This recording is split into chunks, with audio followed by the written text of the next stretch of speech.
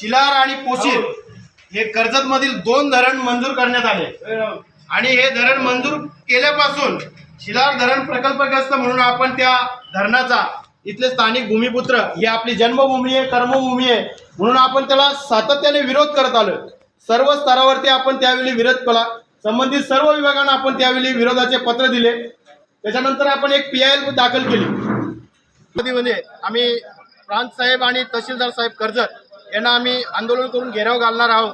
कर्जत तालुक्यातील किकवी येथे प्रस्तावित शिलार धरण प्रकल्पाविरोधात आयोजित करण्यात आलेली व्यापक बैठक मोठ्या उत्साहात आणि तीव्र संतापाच्या वातावरणात आज पार पडली। धरण विरोधी गावकऱ्यांनी मोठ्या संख्येने उपस्थित राहून प्रशासनाविरुद्ध एकजूट दर्शवली आहे। धरण नकोच अशी ठाम भूमिका घेत ग्रामस्थांनी आगामी आंदोलनाची दिशा निश्चित केली आहे। बैठकीत सर्व प्रकल्पग्रस्त गाव व वाड्यातील प्रतिनिधींनी एकत्र येत अधिकृत धरणाविरोधी संघटनेची स्थापना करण्याचा निर्णय घेतला आहे।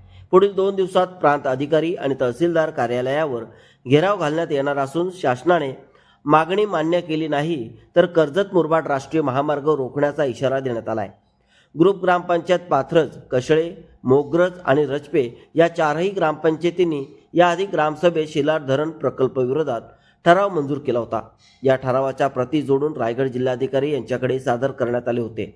ग्रामस्थांचे म्हणणे आहे की धरणामुळे सुपीक शेती, जंगल आणि पिढीजात घरे पाण्याखाली जाणार असून पुनर्वसनाचा ठोस आराखडा नसताना आणि स्थानिकांना विचारात न घेता प्रकल्प पुढे नेला जात असल्याचे आरोप करण्यात आले होते।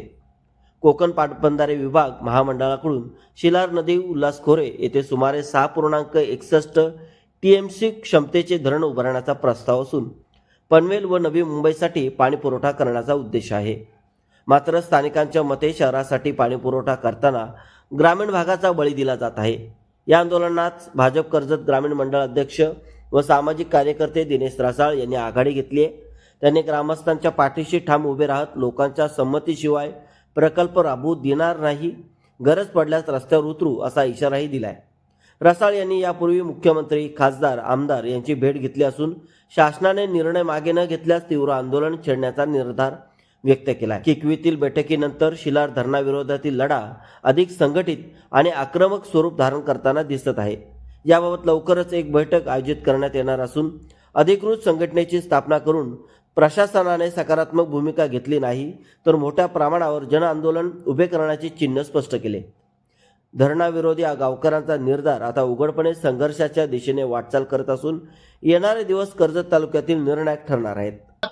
दिनांक 23/2/2026 सोमवारी सायंकाळी 7 वाजता शिलार धरण प्रकल्प बाधित सर्व गाव आणि वाड्यांच्या समाज बांधवांची एक व्यापक बैठक आज आपण मौजे किकवी येथे कशेले किकवी रोडवरती आपण या एका छोट्याशा फार्म हाऊसवरती आपण ही बैठक घेतली। आम्ही आज यापूर्वी जे आपण 25 मे 2025 रोजी महाराष्ट्र सरकारने जे 2 धरण इकडे मंजूर केले त्यामध्ये शिलार धरण हा मंजूर केला।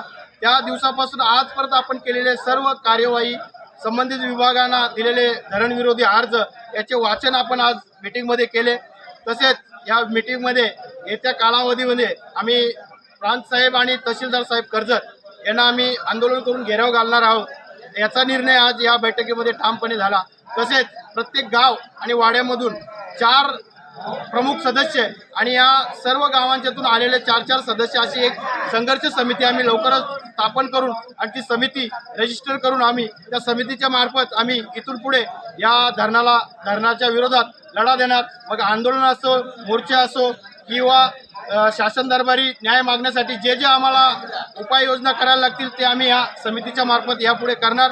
आज म्हणजे परवा बुधवार दिनांक 25/2/2026 रोजी पुन्हा एकदा आम्ही बैठकीचं आयोजन केले।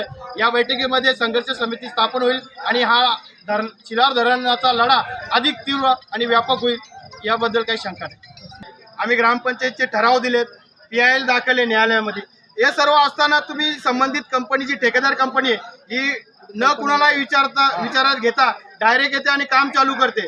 पण हे कुठेतरी आमच्या मुलावर घाळ घालण्यासारखं आहे, आमच्यावर घाव घालण्यासारखं आहे। अन्यायकारक वागणूक ती कंपनी करत आहे। म्हणून आम्ही हा निर्णय घेतला की येत्या कालावधीमध्ये निवेदन देऊन जर सरकार ऐकलं नाही तर आम्ही कर्जत मुरबाड हायवे चक्का जाम करून आणि तीव्र आंदोलन छेडल्याशिवाय राहणार नाही।